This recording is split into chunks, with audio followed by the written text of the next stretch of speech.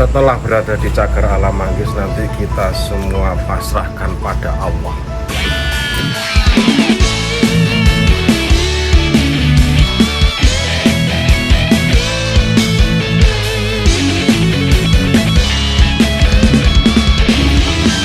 Hari ini kita kedatangan tamu istimewa, calon tamu Istana Negara. Amin. Mbah Leses yang akan berbagi ilmu seputar pembibitan dari tikus. Jauh burung liar, Kita nyanyian belajar dari awal, dari buah segar ya, buah masak ini sampai diolah menjadi kering, kemudian menyemaikannya. terlambat. Secara teori sebenarnya buah yang sudah masak seperti ini pun tidak perlu proses yang semacam ini atau pengeringan sebenarnya.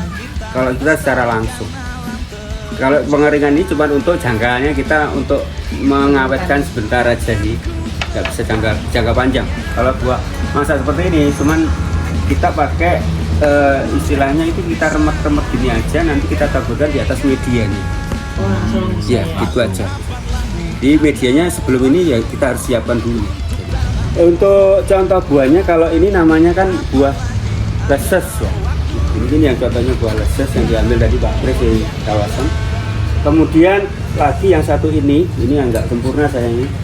Ini adalah nervosa. Ini nervosa. Terus yang ini gondang. Ini buah gondang.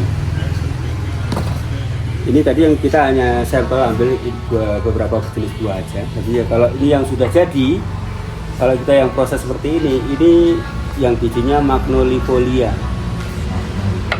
Kalau ini leses. Nah, Ini tadi berarti Pak Pre yang bawa ya? Ngambilnya di mana ini Pak? Ini tadi padi saya ngambil dari kawasan Dea Manggis Gadungan, di bawahnya pohon leses. Mas Rudi, ini bisa dimakan monyet? sebenarnya bukan aja monyet, tapi kita aja makan juga enak sebenarnya. Sekarang kita praktek membuat media ya? Iya, kita praktek, kemudian langsung kita coba sampai selesai. Kemudian proses pemindahannya juga nanti kita praktek. Oke, ayo kita mulai bikin media. Sudah terlambatkah kita lestarikan alam tercinta?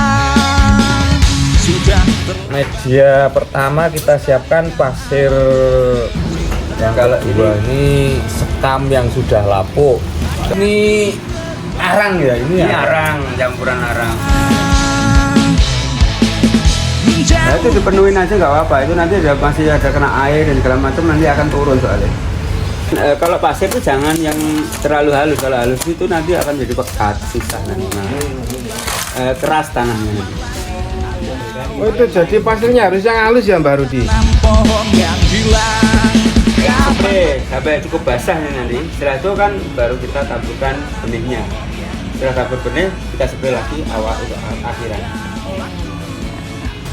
Berarti kita ini praktek dua macam ya, yang Iya. langsung dari buah segar seperti ini sama yang sudah kering ya. Iya, betul. Oke, kita bandingkan nanti hasilnya ya. Proses yang langsung dari buah ini kita remet-remet aja. Kita remet-remet gini aja. Kita remet-remet baru kita ratakan di bawah. Kalau usahakan secara lebih lebih lembut ya rematannya. Di hutanku tercinta, ku dengar lagu yang Ini yang kayak agak hitam gini nggak apa-apa ya? Nggak apa-apa. Nggak apa. Yang penting kita meremet ini ada terasa bijinya. Oh. Itu sudah cukup gitu jadi indikator. Kalau kita remet nggak ada bijinya sama sekali berarti tidak bagus, walaupun berbuah itu bagus. Nah ini satu contoh lagi ciri-ciri buah yang nggak bagus kalau kita belah. Ada beda kan ini dengan yang Lebih bulat-bulat ya? bulat-bulat. Nah ini beda sekali. Oh, yang lembut. Nah, Iya. betul. Ini buah nggak bagus walaupun tadi kita di luarnya kelihatannya bagus. Ada Mbak Ella sama Pak Ahmad. Jatahnya ini aja ya, nervosa ya. Di plenyet di atas media yang kecil-kecil. Yang buah kecil itu, yang kecil-kecil, yang kering itu. Siapa kayak gini? Nyet-nyet-nyetan, Bu. Dihancurkan, Remes-remes. dihancurkan, ditaburkan ya. Kurang lembut iki ayo diremekne. Berapa lama tumbuh tunas? Kalau tumbuh itu paling cepat itu 2 minggu sebenarnya. Kalau ini yang sesuai dengan apa yang sudah saya lakukan itu paling cepat 2 minggu. Tumbuh tunas. Sudah kelihatan memecar, ini ada bentuk-bentuk warna hijau. Jadi sudah tunas. Terus nggak boleh kena sinar matahari? Ya harus kena Pak sinar kalau pagi. Oh, harus kena sinar. Kalau nggak ada sinar ya sangat lambat tumbuhnya. Baskom ini satu berapa ini Pak? Berapa pohon? Berapa bibit?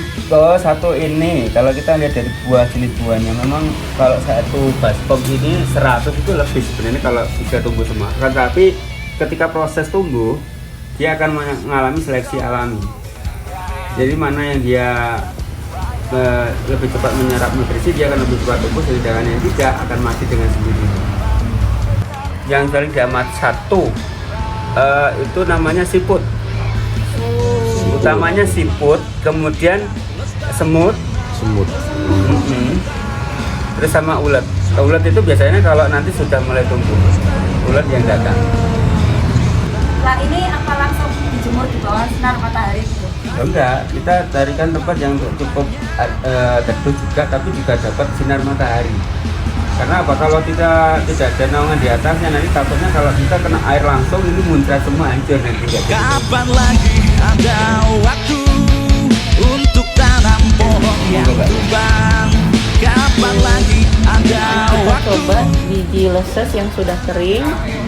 Tapi ini masih ada daging luarnya ya. Masih ada selaputnya, biji masih ada, tapi daging yang luarnya sudah hilang. Oh ya, nah ini yang sudah Jadi bersih. bersih semuanya dari Tinggal biji. tinggal biji. Jauh burung liar, nyanyian jiwa yang tenang di hutanku tercinta. Ini magnolifolia ya Mas Rudi? Iya betul, itu magno ya, magno. Oke, kita semai magno ya. Sudah terlambatkah kita lestarikan alam tercinta? Ini berarti udah siap kita pindahkan ya? Lestarikan alam tercinta. Anganku terbang bertanya-tanya, menjauh di sana di mega-mega. Oke, ini sudah selesai Pak Kares, kita membuat persemaian. Kita tunggu kemunculannya daun pertamanya di 2 minggu lagi ya? 2 minggu. Paling cepat 2 minggu. Paling cepat. Kurang lebih 2 minggu lah, nanti akan ada kelihatan kecambah yang akan tumbuh itu kelihatan. Nanti seandainya sudah musim penghujan bisa kita tanam di cagar alam nanti. Ya, Ya kan harus nunggu musim penghujan ya. ya. Selain itu juga nunggu bibitnya udah siap Belum siap kalau Siap, musim betul. hujan depan ini. Yang penting bibit sudah siap sampai kita tunggu waktunya untuk bisa dirilis. Setelah berada di cagar alam manggis nanti kita semua pasrahkan pada Allah. Sekian dari kita belajar menyemai. Sampai jumpa di kabar simpenan selanjutnya. Dadah. Salam lestari.